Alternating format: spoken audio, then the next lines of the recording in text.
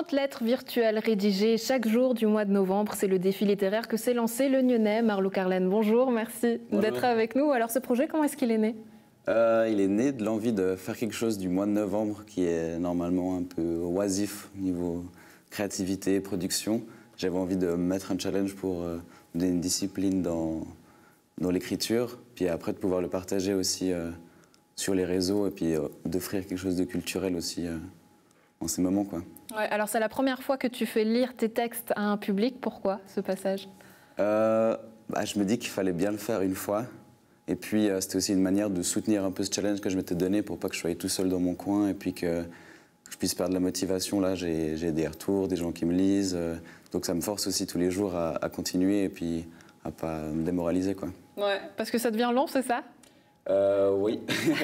Enfin, ça va, j'ai encore l'envie et puis j'ai encore du plaisir à le faire, mais c'est vrai que ça devient un peu plus compliqué puisque les thèmes se retrouvent un peu entre eux. Puis parfois, j'ai un peu plus de peine à garder le rythme, à commencer le matin, tout ça. Donc ça devient un peu plus dur qu'au début, mais pour l'instant, ça va, c'est cool. Parce que, alors pour qu'on s'imagine la chose, tu n'es pas vraiment face à une page blanche, puisqu'il y a à chaque fois une contrainte qui est donnée par le public. Comment ça se passe? Ouais, alors j'ai demandé avant le début du mois à mes amis sur Instagram de m'envoyer des contraintes. Donc il y a une contrainte générale pour tout le défi qui est le format d'une lettre, donc d'un destinataire à quelqu'un qui la reçoit. Et puis eux me donnent des contraintes de situation, donc ça peut être une lettre écrite à un tel, ou une lettre de menace, ou une lettre de démission, ou tout ça. Et après je pars de ça et puis j'écris une lettre dans la journée. Alors on va prendre un exemple, 8 novembre, lettre de séduction, et je te laisse nous lire un extrait. Ouais. Alors. Salut. Ça fait beaucoup de café côte à côte, sans d'autres mots que les regards. Séparés par l'espace entre nos deux tables. La minuscule fissure entre la 6 et la 7. Et j'ai pourtant l'impression que l'élan pour t'atteindre est inhumain. Je te glisserai cette lettre avant de partir prendre mon bus.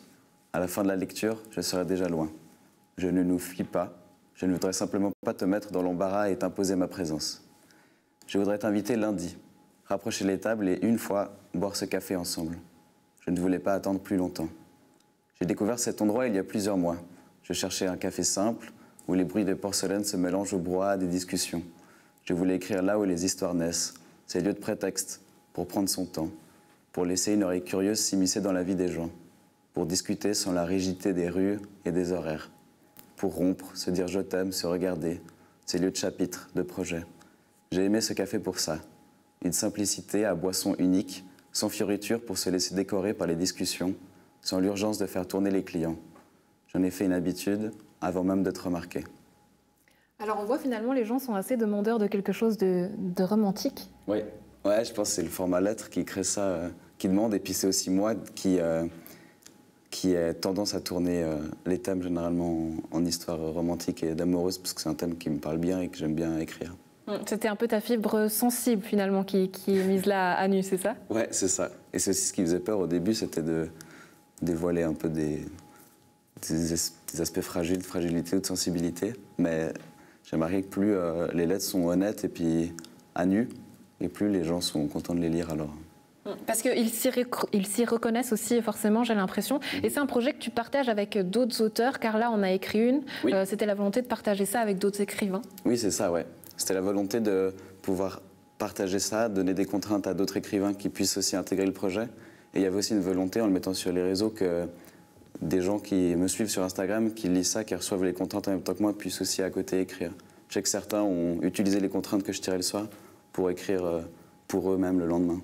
À l'avenir, on pourrait imaginer un bel ouvrage qui naît finalement de toutes ces écritures. Est-ce que ça t'a donné envie? Oui, ouais, ça m'a donné envie. Là, je commençais à y réfléchir un peu plus, de pouvoir avoir quelque chose de physique qui sort de tout ce projet-là. Mais je ne sais pas encore comment ni avec qui, mais on va voir ça. Ouais, Marlo Carlène, merci beaucoup d'avoir été avec nous. Et puis si on veut suivre ce projet sur Instagram? C'est ça, c'est sur Instagram avec le @carlomar avec un tiret d'en bas à la fin. À l'avenir, une future vocation d'écrivain, est-ce qu'on peut le dire? J'espère, ce serait bien. C'est ce qu'on te souhaite, Marlo Carlène. Merci beaucoup d'avoir été avec nous. Merci beaucoup.